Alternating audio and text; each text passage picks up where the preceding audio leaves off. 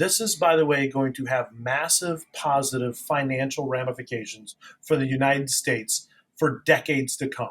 And I'm so pissed off that the news media does not recognize this. Welcome to the Investor Shed Podcast with Nick Beveridge, the ultimate source for all things investing and beyond. For free tools, tips, and tricks, go to northidahorei.com. All right, Kevin. Hey, thanks for being here. So I don't know if you know my story or anything, but I kind of modeled my entire business off of you and an audio clip that I heard that you did with Gary Keller back in 2015.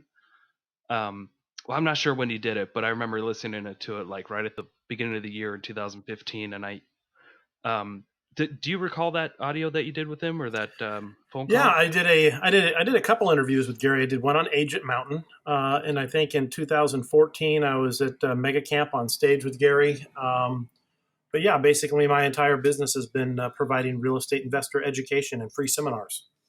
Yeah, so it was the one on Agent Mountain. So I'm going to assume I'm probably the guy that probably listened to that audio the most out of any agent in our company. I listened to it probably 5 times a day for a solid 3 months. It was kind of obsessive. Congratulations. I look forward to the student becoming the master. Yeah. Well, so I was at that point in my career, I was 4 years in, and I wasn't doing that well. I was like, I think my GCI that year was like $40,000. And I was just kind of sick of being fake, and I had just started finally investing in real estate like I wanted to do all my life, and I had one flip under my belt, and I was working on a second. And when I heard that audio, I was just like, holy shit, this guy's a genius. I'm going to just do what he's doing. And it just so happened that I was going to this real estate seminar event the first Thursday of each month in Spokane, and it was run by kind of a con artist. And most of them are. And he eventually had his shop closed down, and I decided to take that time spot and just kind of copied what you did. But yeah, if you don't mind sharing, so what first got you interested in real estate, if you don't mind going way back, and just kind of sharing your story. So this is going to be funny, but my real estate adventure began a long time ago when I was a pipe fitter. So I spent many years working on what is affectionately known as the North Slope, which is an area of Alaska way up in the Arctic Circle. It's the land of milk and honey. It's just lots of money. You work 80 to 96 hours a week for 3 weeks on, and then you come home, have 3 weeks off. And so I was doing very well. I was doing shift work. Typically guys who work on the slope, it's easy for them to make $120,000, $140,000 a year, only working 6 months out of the year. But it does cost your soul, because when you're away from your family that much, and then it really weighs on you. So I've been looking for a way to get off the slope. And one thing I had noticed as being a pipe fitter, and I didn't just work on the slope, I also, when I was off the slope, was being subcontracted to work on military bases and different stuff. I was a special hazard fire protection contractor, so it's a different area of pipe fitters. But there was always these guys that were dressed really clean and wore the blue hard hats on the job site, right? And you could tell that, tell that these guys were made of money. And I would look at them and say, they're paying me $42 an hour plus benefits, and I'm making really good money. What are they making? Because they do not look like they're hurting. I can tell that their meniscus is good, their L5 is good, they haven't had rotator cuff surgeries. And all around me, guys are laid up. Years of being a pipe fitter, it's hard on your body. It's good money, but it just dawned on me the most money I would ever make is how much money they were willing to pay me. And those guys down there, the guy on the ground while I'm up on the lift, they're doing something different. So I started researching real estate as an investment, started compiling information, and bought an unfinished house, with an intention of maybe, finishing it and making some equity after living in it for 2 years. And it's funny because I kind of became an accidental real estate investor. I mean, I knew I wanted to invest in real estate, but I didn't have any idea what the potential was at the time. Really, there was the Rich Dad Poor Dad book out. There was some Carlton Sheet stuff, but not to the degree of the education that you now have online. Because at this time, YouTube and the internet did not exist. Okay, this is before any of that. This is, you want to learn something, you're going down to a used bookstore, you're trying to find somebody.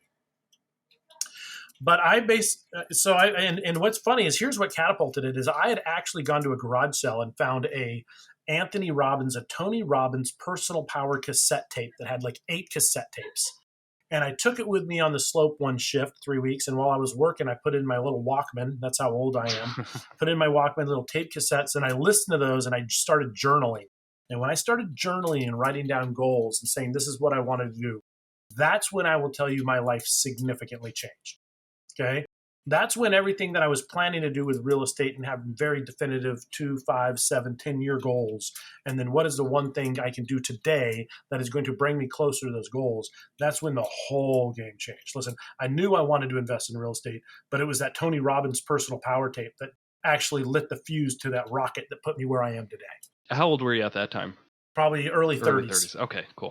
Yeah, my next big point in life, I'm looking for that Denny's discount. When I hit 55, that's my next thing, the senior slam for 15% off. That's what I'm shooting for. But yeah, I'm sure a lot of the people that are listening to your podcast, they think that they're 30 or they're 40 and they can't do it. And I'm here to tell you, you absolutely can. I went through a divorce and lost almost everything when I was 37, 38, and rebuilt it. Listen, it's a lot easier to rebuild the second time, even faster. So, I'm here to tell you, it's never too late to start. Don't ever get discouraged. You might see stuff out there about the discrepancy in wealth, and they say, there's a income gap. Well, there always will be. If 2 people leave the starting line at the same point and one person is running and the other is walking, well, then the answer is, you, the guy who's walking, start running. It's not too late for you. Don't be discouraged because you see someone else who has more. Believe me, there's so much opportunity in this world. It is wildly profound. 4.5 years now, I've been doing this investor club, and I'll see people that are brand new at real estate. They don't know what they're doing, and they stumble into it, and a year and a half later, they're a millionaire. I've seen it 3 or 4 times. It's pretty insane, and like, age really doesn't matter. Well, you're right. It is attitude. It's being a voracious problem solver. And it's surrounding yourself with a really high caliber level of individual. Our parents always told us, be cognizant of who you surround yourself with, and don't get bad influence. But that happens in life. A lot of it. There's a lot of people I like, but their standards in life are not my standards where I want my life to be. And I can like you and just choose not to hang out with you drinking too much beer or doing something that's not productive. You got to instinctively, realize that who you choose to surround yourself with and who you choose to establish your impressions and your goals is huge. That affects your subconscious and basically where you focus.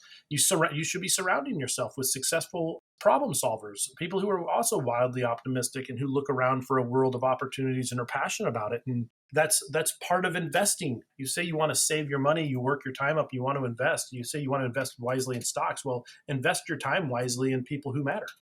Yeah, no kidding. So could you tell me about your first deal and how you got into it, and where you were, and my first deal is ridiculous. Like my first investor deal or my first real estate deal. There's a bunch of first deals that had pivotal points. Your first deal as an investor.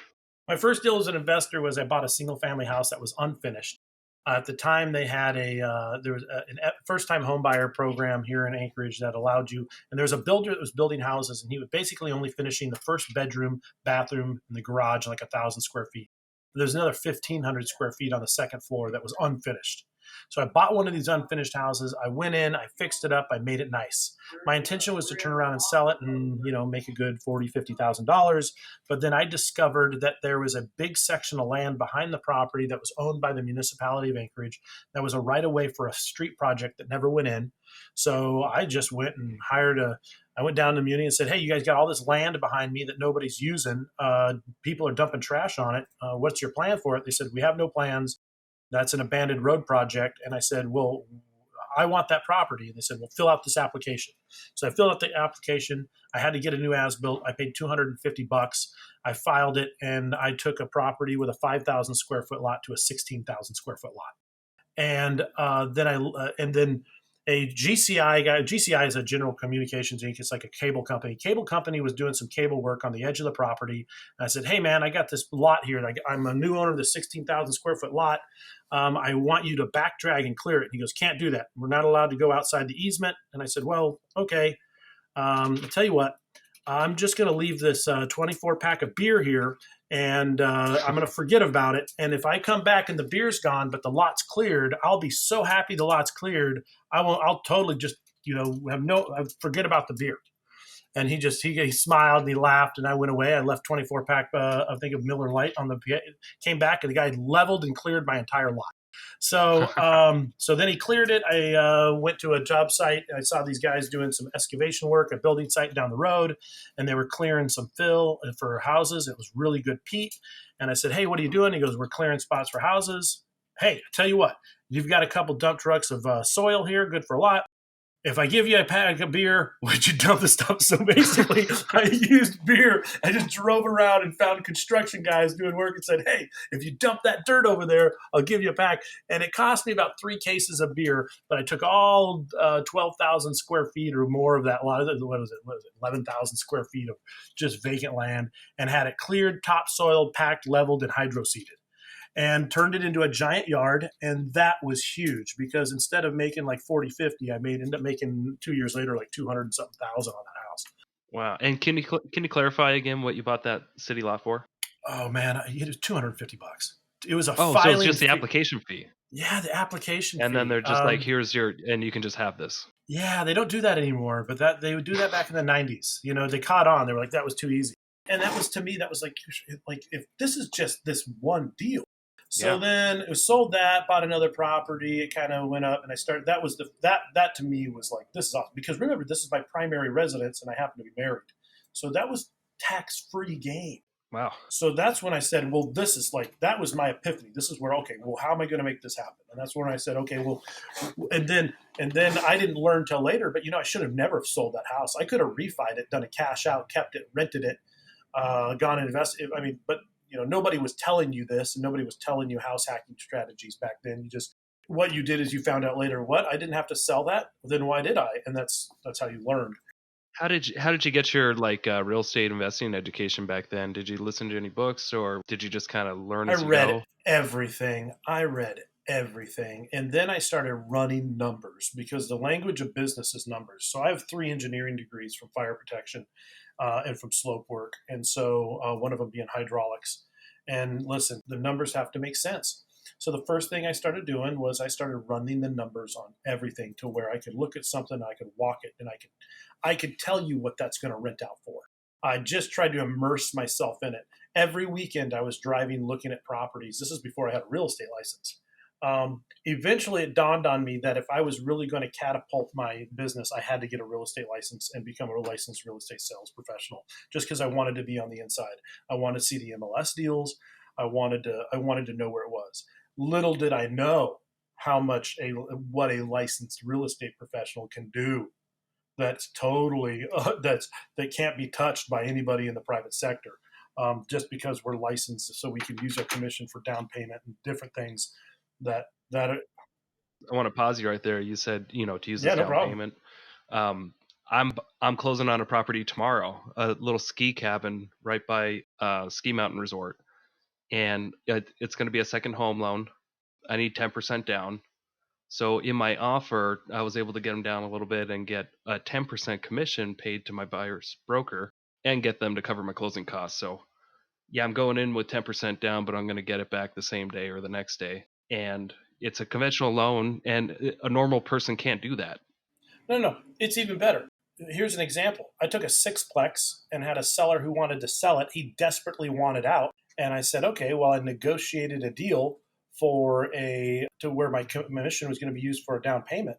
And I went in and one of the things I do is I rehab and flip properties. I went in and combined 4 units into 2, basically turned it into a 4-plex, financed it as a 4-plex, and then after closing, converted it back into a 6-plex. So, I mean, like when you start getting creative and you realize like what you can do with your, and then not only that, but so I bought a sixplex for zero money out of pocket because I had the commission as my down payment, and then I just converted into a fourplex where I got really favorable terms on it. So like when you start getting down the road of creative financing and how you can make this work, it'll just blow your mind. Like I think it went up to I think it went 10 properties now. I'd have to get a spreadsheet and look at them. I only have one that's bank finance. The rest are all seller finance. And that when I discovered that, for like the real estate industry and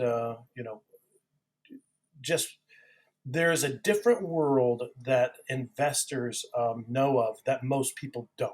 So what's the reason for that? Are most of them commercial properties, or are there just a lot of people in your area that are comfortable with seller financing, or are you just really good at pitching? It's not pitching, it's explaining what is the benefit to Yeah. you, what is your concern, and how do I resolve those issues. Listen, it's first off, most people don't think it's possible because so they don't ask. Okay. And they also don't talk to the seller to find out what's important to the seller. I mean, in some of these cases where it's a distressed property, and I like distressed properties, I want properties that, listen, if it's beautiful and perfect and needs no work, like the only direction for it to go is to go downhill. So I like properties, I come from construction, so I don't look at anything and say, well, that's, I just look at, oh, I can fix that. So I can fix that. So normally I find Yeah. properties that have been professionally managed by bad property managers. They're distressed. They need lots of work. I go in, I buy them. And basically the conversation I have with the seller is, do you want money or do you want out? Listen, this property is costing you $3,000 or $4,000 a month to own, and it has deferred maintenance. So the value of it is way, way down low anyway. So you understand if we try to sell this thing, you're going to get beat up by the market because it's hot garbage and you got a high vacancy. And on a commercial loan, if anything's more than 10% vacant, you're going to struggle to get a commercial loan on it anyway, right? Yeah. Yeah, high vacancies, you got a high history of vacancy. You good luck getting a loan. Okay, so you got a property that may not be financeable that's costing you $3,000 or $4,000 a month, and it needs $60,000 to $80,000 worth of repairs in it just to get it up and then fill vacancies. Do you want money or do you want out? And they'll look at it and go, you know what? Just get me out of this thing. Great. What are the terms on your loan? And then there's about a dozen different ways you can wrap a mortgage. You can do joint LLCs. You can do this. I can lease the property with an option, which becomes I become a tenant by entirety. There's all kinds of different ways. Listen, here's the thing. You don't need to own the real estate. You just have to control it. Right. And as long as you control it, then you control the cash flow it can generate. So just out of curiosity, so most of your deals are seller finance, and then obviously a lot of your properties that you're buying are deferred. So the renovation part of your expenses, do you just cover that with your own cash? I actually had one that I took over seller finance, and I got paid $15,000 to take it over because they had a reserve maintenance account that they were using, but the property manager they hired was just using the money to hire people at $90 an hour plus charging property management fees. So 15 grand wasn't going very far. So when I took over the property, I said, listen, I'm going to take this over, but you have this reserve account over here. It's mine. So I'm taking over all your payments. I'm taking it like I'm firing your property manager. I'm kicking all your contractors off the property. And the 15 grand you have sitting in that account, you're giving it to me. But generally speaking, I'm at a point in my business now to where when I sell real estate, 100% of the money I make in commissions just goes into my properties. I mean, my properties basically, if you think about it, my properties are ATM machines that just pump money out. Okay. And so I go and do other things that make money. And then the money that I make through my labor goes into making my ATM machines produce that much more money. So I do not take commission dollars from the sales of real estate as a real estate professional and go buy a snow machine with it or a new mountain bike or a trip to Hawaii. That is forbidden. I go invest 100% of my sales earnings into my income properties, and then those are what used to pay for all the fun stuff. Gotcha. So your basic living expenses, is that mostly covered with your cash flow, or do you have other streams of income? Oh, no, cash flow. No. So I own about 7 different businesses. So that's the difference between also thinking like an investor and an entrepreneur and thinking like a consumer, right? You surround yourself with voracious problem solvers and start, you should have multiple streams of income. Yes, I have rental properties and I have a rental property business. I also have a Northwest Corporate Housing to short-term does Airbnbs. I have a contracting company that does remodels. I'm actually in negotiations now on a commercial lease to buy a laundromat. I do hotel development, venture capital, and raising money. I mean, find a problem and solve big problems. So I think the biggest difference, I think, as far as a mindset, is that, what I learned from the Tony Robbins cassette tape a long time ago is this. If you're just a wildly optimistic problem solver, and the bigger problem you can solve, the more money you make. Like every day I wake up, it's like, what is the biggest problem I can help solve today? Because I know that people pay lots of money for that. That's why a guy who sells shoes makes less money than a pediatric surgeon. Okay, the guy who operates on babies is solving big problems. The guy who fits shoes is solving small problems. Thus, the pay discrepancy. Oh yeah. So go find and solve huge problems. I just choose to do it all in real estate. So could we go back in time again and talk about when you first got your real estate license and how that went your Yep. first year? Oh yeah, it was scary. I first got my real estate license. Nobody I knew wanted to do business with. Okay. And when That's how that went. when was this? 2007, 2008. Okay. I had that same problem for the first 3 years. So here's what I did. That's where the seminars came in. Because listen, I was already a real estate investor. I had a decent education surrounding it and some small level of success, and I was passionate about it. And this is what dawned on me. Okay, this is how my mind wrapped around this. Is they kept telling you at the brokerage I was at, and I originally got into the business. I joined a Keller Williams and loved it. Great market, great education. Okay, and what they would tell you is that your job is to make appointments and meet with people and have conversations regarding real estate. Okay, and then I just sat down and I just did the math. How many appointments could I realistically have a day, meaningful conversations with someone about real estate or real estate investing, and still get the rest of the stuff I need to do done? And it was like 2. I could probably, because I spent about an hour and a half with my clients. So that's 3 hours of meeting with clients, getting really in deep, having meaningful conversations.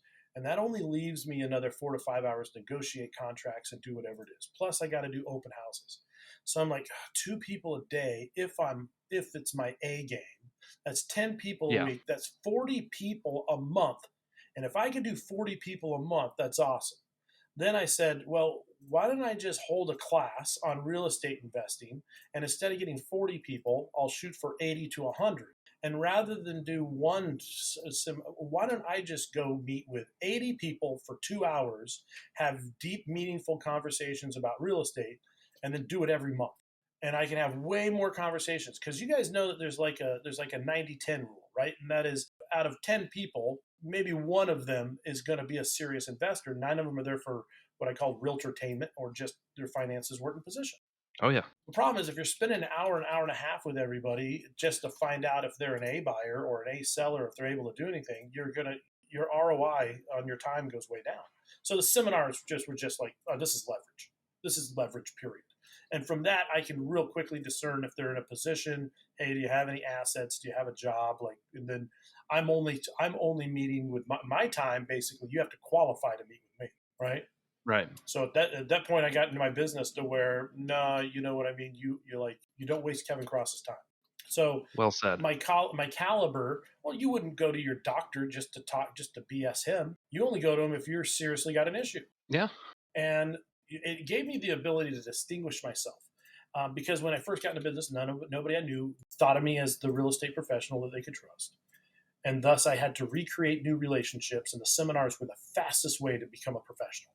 Because people show up and they listen to you speak and talk coherently about a subject, then they walk out of there going, gosh, that was really impressive. I can't wait to either come back next week with a friend, or this is the guy I need to know.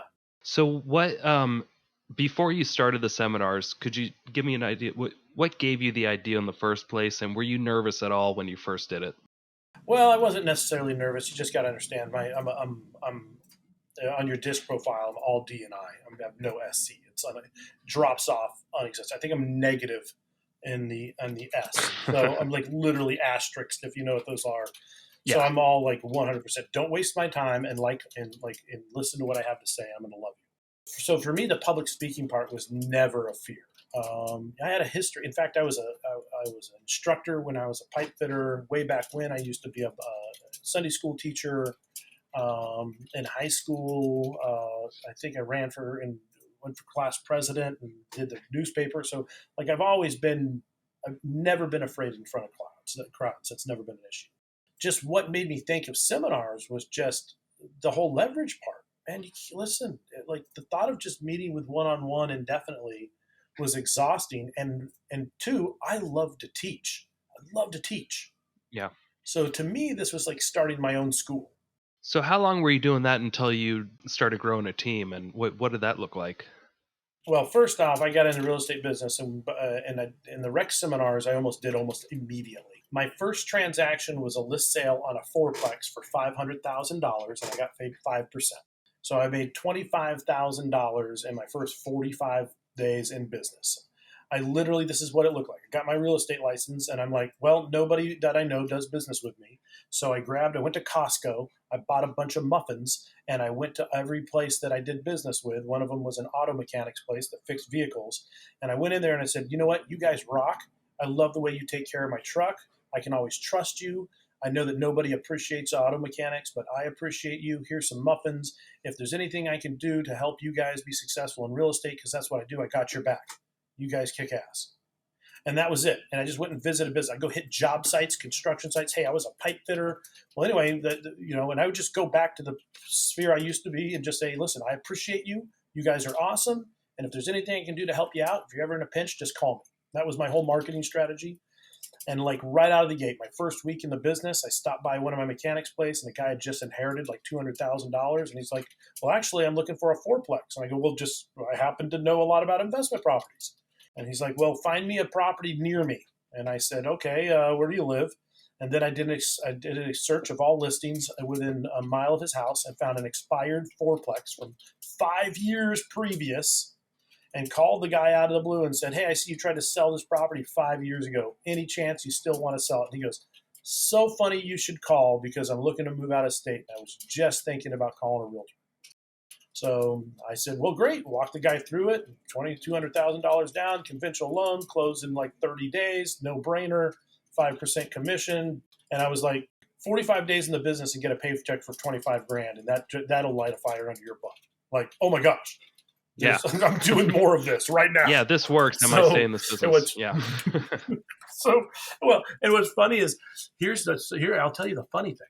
When I called that seller, it was an accident. See, I didn't know how to work the MLS. Nobody told me. I didn't understand how to do active and past searches or whatever. So when I did a search of a neighborhood, it brought up everything, canceled, expired. And I just saw the list of the property and it looked like a good match. And then I, looked the guy up in the phone book. I didn't know that, like at the time, I didn't even understand that this was an expired listing. I had to go to someone and say, hey, I've got a buyer that wants to buy this property. How do I get hold of the realtor? And they're like, well, that was like from 5 years ago. What? You don't need them. I just didn't know. And I was too stupid to be scared. Yeah. Okay. So I was just like, oh, I don't care. That's I'll a great just call quality in this anybody. business. And it was like, well, and so I just wasn't afraid to ask. And after that, like, that's where everything changed, because then I was like, you know what? That's when I started realizing that investors have a higher price point. I'd rather do 3 transactions and sell $1 million than do 5 transactions and sell $1 million. It's just every transaction takes time. Plus, I love investors, and so like it grew. So as I got into real estate sales, I had no intention of starting a team. That wasn't it at all. But then I discovered that there's certain things I hate doing. And so I hired my first transaction coordinator / admin 6 months in the business. In 6 months in the business, I had already accumulated like 10 listings, and I think I was pending around 2 or 3 a month. My first year in the business, I did $11 million in sales. That's not bad. By myself and one part-time assistant. Well, it was in a market where the average sales price was $250,000. But when you do 4plexes and 5plexes and you just seek out investors, well, their average sales price closer to like $475, $500. And I was contacting expired listings with investors from my investment club and going, hey, are you still interested in selling? And then I was presenting listings. I'd get a non-MLS agreement, and I was presenting these listings directly to a group of hand-picked investors going, I got deals no one else has. You can't find them on the MLS. So then I was list selling most of mine. So to this date, a majority of my sales are non-market. Listen, I've been doing real estate seminars for 13, 14 years. Or what are we at now? 12, whatever it is, 11, 12 years, whatever that looks like. When did you start? But, 2007? gosh, time flies. Yeah, 2007, 2008, right in there, right when I got into the business. It Okay. might have been Going May on of 13 years then. 2007. I have to go back Yeah. and check. Going on 13 years of doing seminars, I have enough people that when, my guys I sold properties to, they call me first going, Kevin, I'm thinking about selling this. I go, send me your cash flow, send me your rent rolls. I run the numbers on it. Here's what it's worth. You interested? Yep. All right, here, sign this. Exclusive one party listing or whatever that looks like. You give me 30 days to sell it non-MLS. And if I can't sell it in 30 days to somebody within the club, then we'll list it. And I'll go out and to make sure that I'm in compliance with our MLS and all the rules. And I shoot it out for 30 days. Most of the time, listen, I've got guys I've taught seminars. They know who I am. I can sell them. If it's a decent investment, I just sell it before it ever hits the market. And you can say, well, you're not doing the best for your seller. No, like I know what things are going to appraise for. At one point I was selling 200 investment properties a year. I can tell you within a 0.5% what that thing's going to sell for. I know what the appraisal is going to come back at. I'm generally the appraisers are calling me, asking me, hey Kev, how did you get the comps? My phone blows up every week with an appraiser asking me questions. I know what that's probably going to go for. And so, listen, if I can do it for less and sell it quick and not hassle the tenants, that's one thing most people don't realize when you sell an investment property, tenants get all weird, right? When they find out that ownership's about to change, they start to cry and stuff. And a lot of sellers, listen, don't rock the boat. There's a big value in not rocking the boat with those tenants. They can sell it without the tenants ever know, and just suddenly there's a new place to pay rent. That has huge value because the minute they see a for sale sign, they get all squeamish and they get all crazy and they start like something hits the air, right?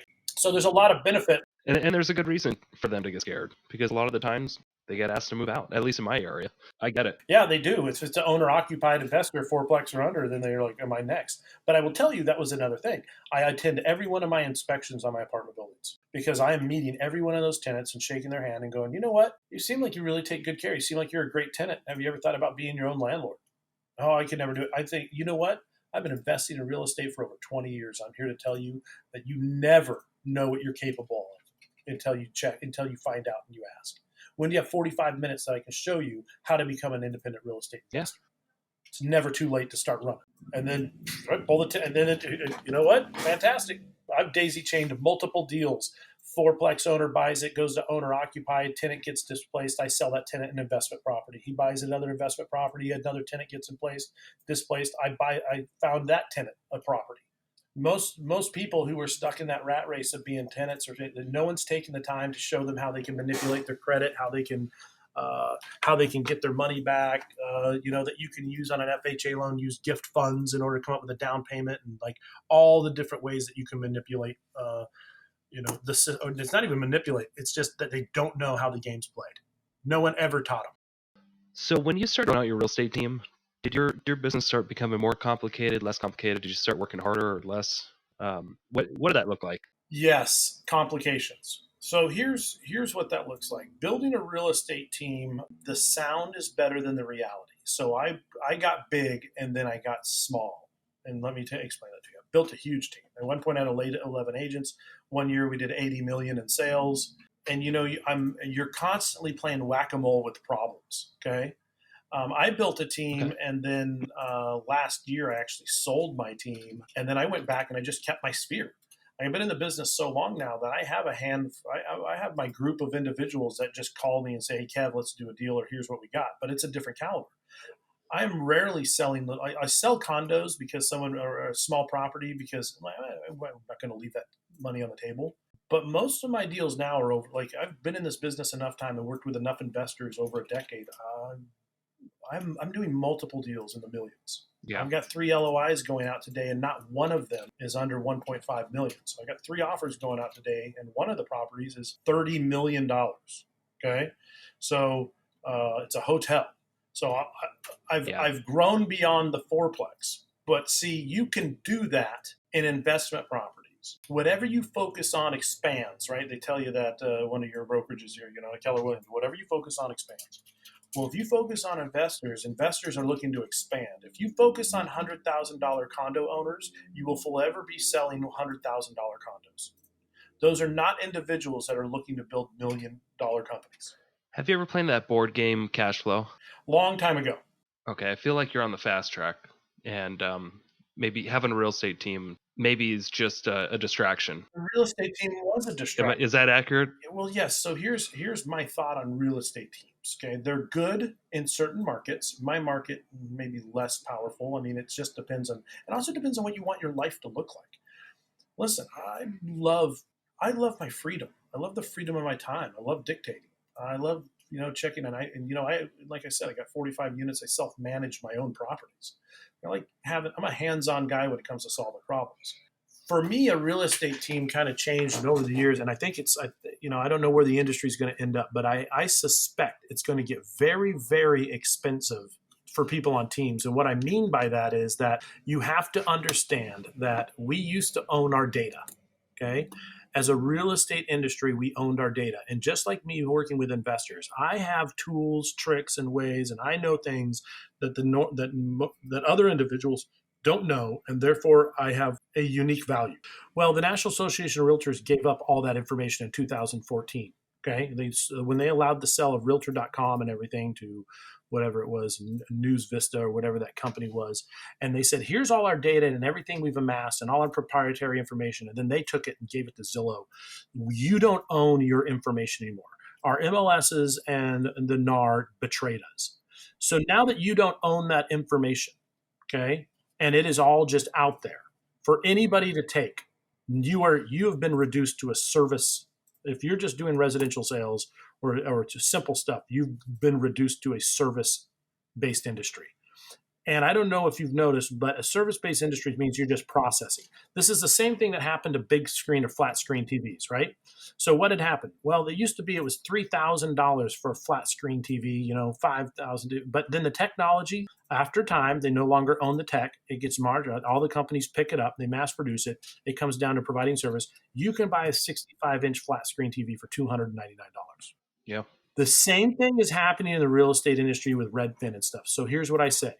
The teams and stuff that are just internet leads and treating people like transactions, you're doomed and you don't even know it. It is time to build a bunker around your business. And for me, helping investors, doing creative problem solving, helping them solve tenant issues, helping them find deals and run numbers or find opportunities where none exist, and building a phenomenal relationship with the individuals in the process of doing it is something Zillow can't compete with. They can't. No, never. So I'm solid in my business because my business is different. And I also understand because of that, I'm going to build a real estate empire. So if it ever does become so frustrating, I want to do it. I have enough money being made in passive income. I can just walk away from the industry at any given time. I don't need to sell real estate anymore. I'm making enough money for my apartment buildings. I could just say I'm out of here. Now, is the real estate agent sales team much different from your other businesses? Oh, yeah, absolutely. A real estate sales team is completely different. You are basically there to provide leadership, accountability, and training. Okay. And if they don't perform, you're covering their expenses. Okay. So it gets sticky. Now, I'm also president and broker of a broker now, and I love that. Now this is like running a team, but if you don't perform, that's on you. I'm not paying for it. A little different. It's also interesting that when you're growing a team, you got to be real careful because it's hard to attract people who can run when you're selling crutches. And what I mean by that is if you're offering to do everything and you're saying, here, we'll cover and we'll let you make it and you make it a real easy, then the truth is really high performers like a little bit of a challenge. They don't want you to do everything for them. And oftentimes we think that's what it takes offering them the world in order to get great producers, but it doesn't. In fact, if you as a team, you're offering to do everything for them, you're offering the world, you're probably going to attract the people that you don't want. What you want is you want to attract the individuals just by saying, we have really high standards and I'm holding you up like this is what you're going to have to do. And if you can't do it, well, then you don't fit in here. Sorry that your standards in life are so low that you can't perform here. Now, I tell you what, guys who like to race, they're going to love that. Okay, they're going to say, oh, really? And then you don't ever limit their potential. You don't ever tell anybody, well, you're just a buyer's agent. You're going to say, what do you want to do? You want to work with buyers and sellers and do investors? The world is your oyster. I'm just here to help you open it. Gotcha. And so there are distinctive ways of which you attract talent within your environment. And I did it for a long time and loved it. And then I got to a point to where, to be honest with you, I was making more money from passive income from my investment properties than I was selling real estate. And at that point, your motivation changes.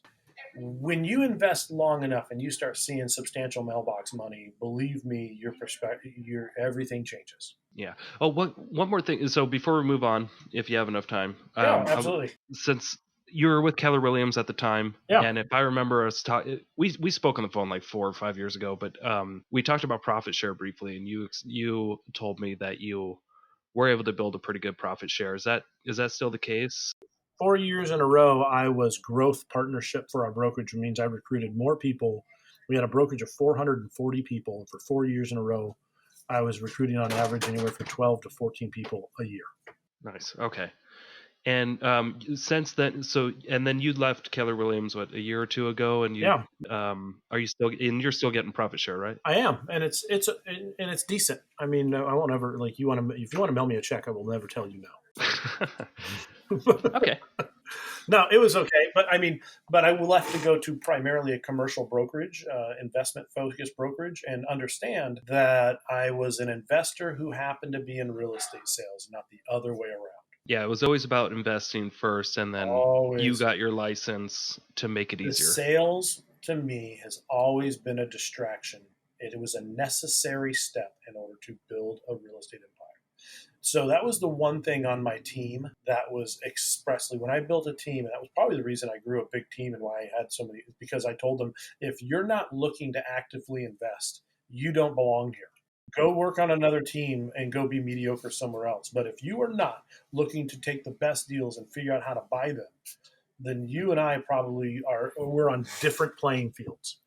So I intentionally went out and recruited a team of people who are basically, which is awkward because you're looking at people's productivity, and you may have a guy on your team who hasn't sold a house in 3 months, but he's bought two, right? So, Yeah. Okay. I mean, yeah, all right. High five. Yeah, okay. Yeah, I didn't make a whole lot of money, but I mean, as a team owner, didn't make a whole lot of money, but you know what? Good for you, buddy. Yeah. So a little different environment. I know that my current assistant who works for me, she'd been in real estate for about 5 years and had been struggling to kind of buy a property. And, because finances when you're real estate salespeople is tricky, good year, bad year, different expenses, hard to do. And so, getting mortgage is a little difficult. She was with me less than 10 days, and I found her a seller finance duplex, and she, boom, closed. So she bought a. She was like, I never thought this was possible. And I go, that's because the industry doesn't normally teach you. It's not intentional, but the education generally being taught by most brokerages is provided by mortgage companies that have a agenda, provided by title companies that have an agenda, by home warranty companies that have an agenda, and provided by, and that's okay. That's what they do. You went to my seminars. I'm going to tell you about investing in real estate. I'm not going to tell you about stocks and life insurance. I don't believe in it. So it's just understand that you got to understand where you're getting your education, who's training you. If realtors or real estate sales professionals really understood the industry and what they could do and what is possible, I guarantee you, if you just follow my instructions and you left any industry and got into real estate as a salesperson, and you just did what I told you, I could have you independently wealthy in probably 3 to 4 years, be making so much money you wouldn't have to sell real estate anymore. Mm-hmm. It would be a distraction. Yeah. I'm starting to feel that way. It's been a few years, but it's starting to become exactly what you're talking about with me. But the difference is I actually, my personality, I love running my real estate team. Yeah. And I don't think I can give that up. But there does come a point where the investments are just more important than the real estate sales transactions. So the biggest pivotal thing that happened in my mindset that catapulted, that made a huge change in the way in opportunities is every property that comes in front of me, every single listing that someone comes to me and says, Kevin, looking to sell it. I look at it for myself first. And that is, I look at it and I say, you know what, Nick, brought me this condo you're looking to sell, and why are you looking to sell it? What do you want out of it? What's your goal? What are you looking to hit? What's your long term? What terms are you hoping you'll get for it? Are you just looking to cash out? Would you ever be interested in seller financing anything creative? And then I'm going to analyze that deal. I'm going to look at it. Is it a good Airbnb? Could it make a good rental? Is there any kind of potential? And I'm going to comb that thing through first for myself, and then I'll come to you and I'll say, Nick, so here's the deal. I preface this right up front. I say, Nick, here's the deal. I look at every piece of real estate as if I'm going to buy it. And if it looks like something would you be offended if I made you an offer, no matter what it is? Would you be offended if I offered to buy your property if I thought it fit? Of course not. What's your offer? There you go. Well, you know what? I don't know. Let's take a look at it. Let's find out what you're looking to do. Then I'll go look at it. If it looks like something I'd buy, I make an offer. If not, I say, you know what? It's a great property. It has excellent potential, and here's what I think you can do. It's just not the right fit for me, but I'm happy to find the right. Now that I know what kind of person would be attracted to this property, I'm confident that I can help you be successful in selling it, Yeah. right?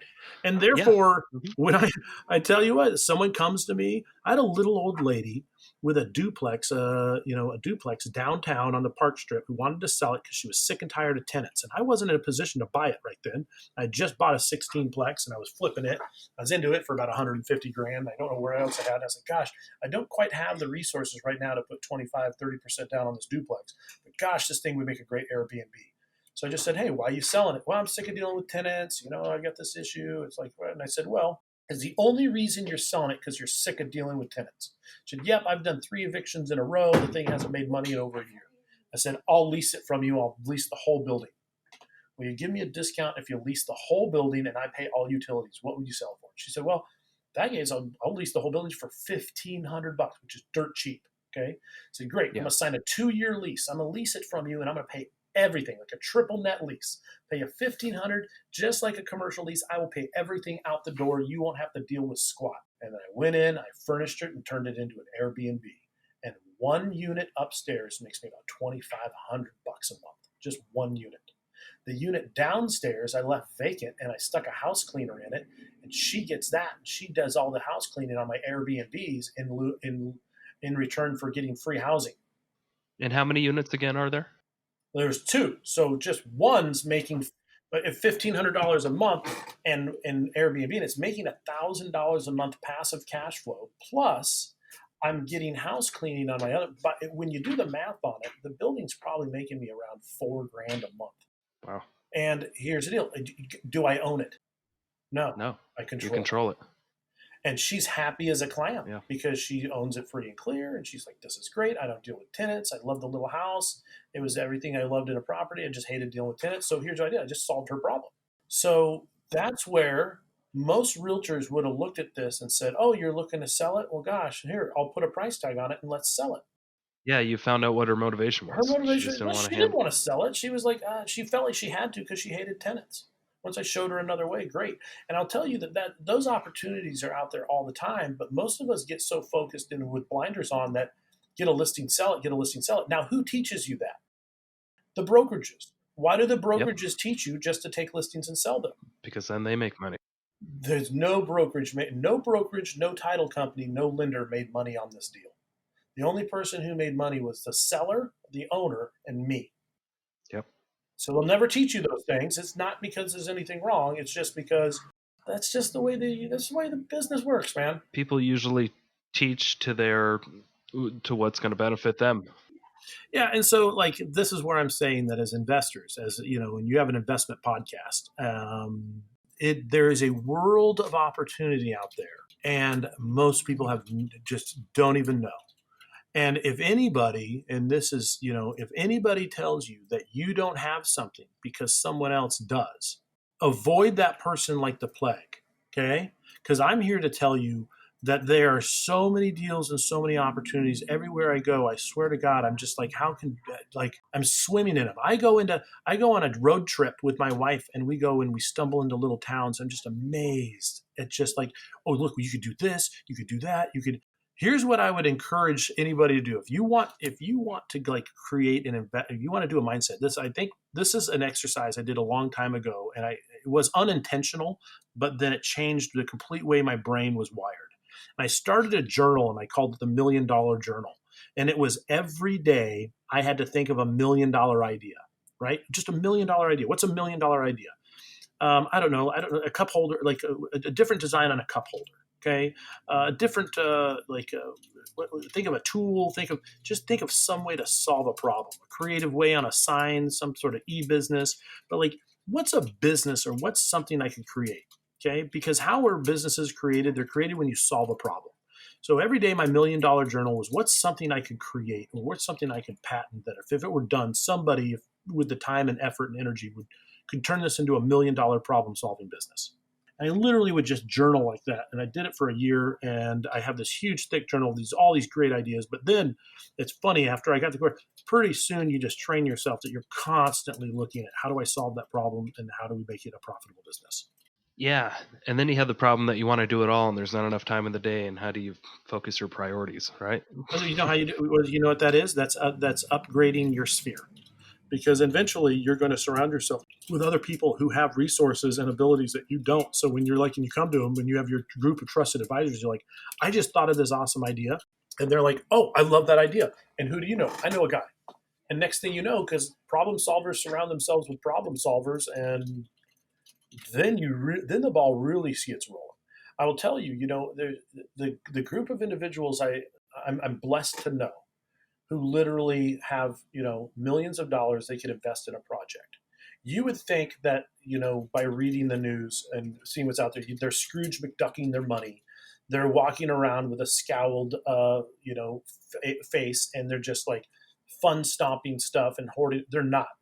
The individuals that I've surrounded myself that have abundant wealth and the ability to do this are some of the most generous, philanthropic, wildly optimistic, funny individuals you've ever met. They are like and they're just wicked smart. They love to, just like a normal human being. If they can, they go do karaoke, they go do like stuff that you would never know. You would never know that guy owns a house free and clear and has 500 rental units and a house in Maui, because you want to know what? He drives a Subaru. He drives a pickup truck. It's funny, but there's a misconception over wealth that has been propagated by individuals who are making money from you thinking you can't do it. Yeah, I have to agree. I mean, my favorite private money lender that I use, he's worth millions, and he drives this ugly little white car around. You just described him to a T, though. He's funny, really smart, great person, very charitable. Well, well, think about that. If you were a grumpy pain in the butt who made everybody's life difficult, is anybody going to do business with you? No. Like, they'll No. just go do business with someone they like, right? And so, like, you got to understand that those individuals who've amassed wealth and do that, they're fun, and they care about the people. They like solving problems. They're also, you give them a challenge and they're happy to help you solve it. At a meeting this morning, I spent 2 hours with some hotel developers, and I had a client that has a lot that he wants to replat and build a big hotel on. We've been talking to a hotel chain about it. It's a big deal. So I said, I don't know I've never done hotel development, but I know somebody who has. Let's call him. Dude, he gave us 2 hours of his time. Here's who you want to call. This is what you're going to do. This is how you form your PPM. This is like, for a hotel, it's different than a normal one. And I was like, well, what? He's like, no, man, I'm just happy to help. Yeah. So it's a different environment. And I'm here to tell everybody, and I hope anybody out there that's feeling as if there's an us versus them, it's not. Okay, that there are some wonderful, wonderful people out there, and everything I've done because other people helped me or they knew more, because I didn't recreate the wheel. I'm just an extension of other knowledge and experiences that other people have been through. Don't think that that it's not possible. Just go seek out and be curious, and you'd be surprised at who will give you a moment of their time and help you out. You really would. Oh yeah, couldn't agree more. All right, cool. Well, before we go, I just want to ask you some more questions about your businesses. So you've got 7 right now, you said, right, that are active? That I can call off the top of my head. Okay, so yes, I have the. Out of those, what would you say is the worst that you wouldn't recommend anybody doing? Well, it's not the worst. So, okay, one is there's 2 that require more effort than others. One is owning a contracting company. Okay, and that is I've tried because that. I gotta agree. it's just talent. I mean, in our market, there's a real shortage of really good talent. And if you want top tier help, you're going to have to pay them $35-$40 an hour. If you're paying $25 an hour, $20 an hour, that's subpar for a sheetrocker painter guy, and he's going to do. It's just tough. You want to bite the bullet. You just have to pay, which means that you better have some big jobs lined out, and you better be able to keep them working full time. You got to have enough work that they're doing 40 hours a week at least and making $35 an hour, because they're not getting a full week. Then they're going to go do something else and go work for someone. So, I mean, contracting business, it's nice when you own apartment buildings, because rather than paying 60, 90, 80, $100 an hour to have a guy go do something, I have my own crew.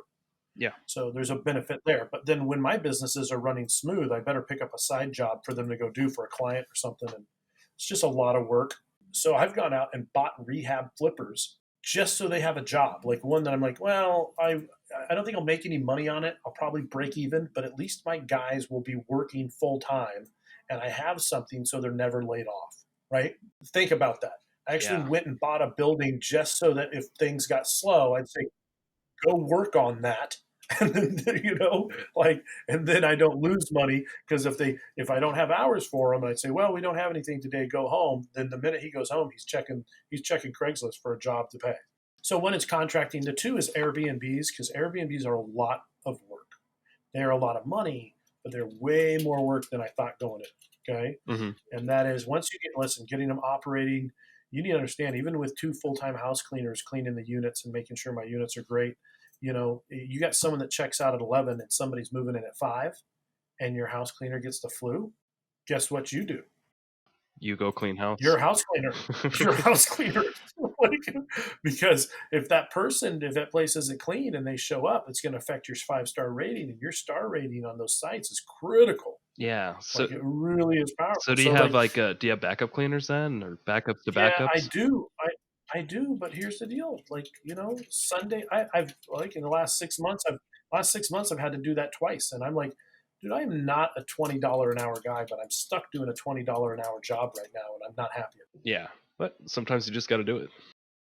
But that happens even on my long-term rentals. I have stuff where I'm trying to get hold of my contractor to come check out, and I've got a client saying there's water somewhere, and I got to go run out there and take a look at it. But the Airbnbs are a lot of work. I do enjoy it because I love having really attractive properties. There's some sort of pride and ownership. Mm-hmm. But if I didn't have a contracting company, if I didn't have house cleaners, if I didn't have the infrastructure, I probably wouldn't do it. Okay, got it. I'd be like, I think owning a bunch of investment properties and having that leverage, but I would not go, I'm going to go Airbnb first, and then it might work, and it probably and I know other people have done it. I just found out it was a lot more laborious and labor intensive than I anticipated going in. Okay. Well, so do you have any other recommendations before we go for? And this podcast is more geared towards a real estate agent who's also an investor. If you're a real estate agent, you need to immerse yourself in opportunity zones, and you need to understand what they are and how they work. Opportunity zones. Okay. So here's what people need to understand. If they understood what opportunity zones do and the tax law under 2017 and what that's going to do to our economy, this is huge. The amount of private equity that is going into these areas that have been designated by the federal government as opportunity zones is so huge, it's mind-boggling. Okay? That should be a show in and of all its own. This is, by the way, going to have massive positive financial ramifications for the United States for decades to come. And I'm so pissed off that the news media does not recognize this. And they cherry pick 1 or 2 developments that are higher end, that affect rich people, that are wealthy areas that happen to be just barely outside an opportunity zone. But when you understand how these opportunity zones work and what investors can do within them and the cash flow they can make, and the fact that you can do accelerated depreciation, so for 10 years you're making tax-free money, and then you keep 100% of the gain tax-free, when you see what opportunity zones will do for an investor, your head will spin and you'll be, why the hell are not more people doing this? What do people need to do to check that out? What's the first step? Did they just Google opportunity zones in your area, or is there a website that you recommend? You can go to the federal government site. You can see what it is. There's a bunch of YouTube videos on it, but they are areas that were established as low-income areas. They're all over the United States. We have 5 of them in Anchorage, and they allow an individual to take short-term capital gains money that would be subject to taxation. Let's say I go and flip a property and I make $150,000 on this property. Okay. Well, I would normally have to pay probably a 30 or 40% tax rate on it because it's short-term gains, and so I don't get depreciation. I don't get a lot of benefit. Plus, I have other money, so now I'm a top-tier income earner, and so my taxes are going to go way up. And allows me to take that money, and as long as I buy a property in an opportunity zone, I use that money within 180 days of realizing the gain, I don't pay taxes on that money in that year. In fact, I can defer it out 7 years. Don't pay taxes. So I can take my money, think of it like a 1031, that allows you to sell stocks and bonds and stuff and put it into real estate in these areas and not pay taxes on it. Okay. Well, in 7 years, provided I still own the property, I still pay taxes, but my basis is reduced by 15%. But in the meantime, here's what happens. You buy a property in these distressed areas, then you have 30 months to double the base cost basis of the real estate. Okay. That means if I bought a property for $400,000 and the land is worth $100,000, you pull the land out of the price. That means the building is $300,000. If I put $300,000 into that property and double it, okay, within 30 months, I've done a qualified opportunity zone purchase. Okay. So then I own it for 7 years. I don't pay. Then I gotta claim that that short term gain that comes due with a 15% reduction. But if I own it more than 10, 100% of my long term capital gains, my equity increase, my debt pay down, all tax exempt. Not a 1031, Gotcha. not Okay. anything. Meanwhile, during that Mhm. 10 years, because I increased the cost basis 100%, meaning that the building was worth, 100,000, and I put another 100,000 into it, you're going to do your depreciation schedule on your cash flow is going to be so high that, as you're making cash flow from this property, you're probably not going to pay any taxes on it. I mean, you're going to be able to depreciate the substantial improvements you've made. So for 10 years, you'll be paying close to zero taxes on your cash flow. And then after 10 years, you're able to keep 100% of the equity and sell it. Now, you don't have to sell it after 10. You can hold it up to 2046. But you have like another 20 years you can hold that and sell it and pay zero taxes. You don't have to 1031.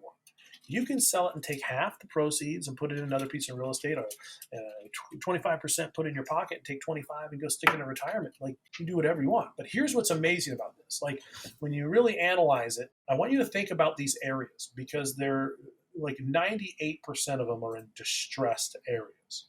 This is part of the reason that unemployment, by the way, is so low, particularly black unemployment, and why they're seeing jobs in these areas. Because as private equity and capital is being poured into these areas, it is creating prosperity. Okay. Places are getting rejuvenated. They're improving the basis, because the best deals are either development, new construction, or just the crappiest building on the street. So then guys with lots of money, no tax. This is not a federal government program. This is not the government doing this. This is people with equity, with a history of development, going into areas, buying the worst properties, turning them around, cleaning them up, working with municipalities to improve street light, make it clean, nice, because they want to make money on it for 10 years, and then they want to have a good asset, strong asset they can sell after 10 tax free. And they're rejuvenating these areas, reducing crime, providing commercial opportunities, revitalizing areas. It's amazing. It's something the federal government could never do as effectively as private capital. And it's just getting started. Like, the projects I've seen and the ones that have been proposed to me are life changing to these areas. And as real estate investors, you want to know where these areas are, because these are areas that are going to be substantially improving over time. And so you're going to see values increasing. You're going to see rent prices going up, because when they improve all the areas, they improve the tenant quality, and they improve street lighting, and they make them all beautiful. Like, you got to know where that is. So as realtors or real estate salespeople, you've got to know the economics and how that affects it, because it helps you project long-term values, vacancy rates, investment opportunities. And it's awesome. So I would tell anybody, if you're not researching opportunity zones and you don't know what it is, stop what you're doing as soon as this podcast is over and go research right now. All right, perfect. And since you've been talking, I actually pulled one up right in my area. Had no idea. I like this. I like exactly where this zone is. Yeah, and so Interesting stuff. And you would be really surprised at what you can do with them. Next, you need to educate yourself on how to create an opportunity zone fund and different things. But I think that's the next huge wave over the next probably 7 years. I'm suspecting that opportunity zones are going to be massive. You're going to see tons of private equity. I already know of several that are multi-million-dollar projects, and all over the country. Yeah, they're great. Just be aware. All right. So if you're a real estate agent out there and an investor, stay away from internet leads, right? Don't make that the base of your business, and get immersed in opportunity zones and your local investor community. Yeah, build relationships. Here's the thing: you don't need a database of 30,000 people. No, definitely not. You need 50 people that you love and appreciate, and who love and appreciate you back. And if those 50 people are your close personal friends, with 50 people, you could contact and call each one of them once a week just to see how they're doing, take an interest in their family and who they are as a human being, knowing that that person, 1 in 7, will either buy or sell their house with you in the next year, and the rest will probably refer you business because they love you. And you don't need a giant database of 30,000 people, and you don't need to stick your face in the side of a bus. What you need is meaningful relationships. Mm-hmm. Period. Couldn't have said it better. All right. Well, thank you for your time. Do you got anything else you want to relay to people before we go? No, it's just again, it's a world of opportunity. Don't get discouraged, right? There are days that are frustrating. We all have those, but I'm here to tell you that there's more sunshine than there is rain. Awesome. Well, you're a legend, man. I appreciate you being here. I appreciate you. Appreciate your hard work. Thanks for educating people. Yeah, and if anybody wants to get in contact with you, how do they reach you? Yeah, you can just reach me at Kevin, Kevin, at AlaskaRex.com, AlaskaRex.com, or you can call me at 907-529-2289. Yeah, if you're an empire builder, if you got a great deal, you have an investment opportunity, I would love to hear about it. Awesome. All right. Appreciate it. Well, you have a great day, and thanks for being here. All right. Thanks, Nick. All right. Good one.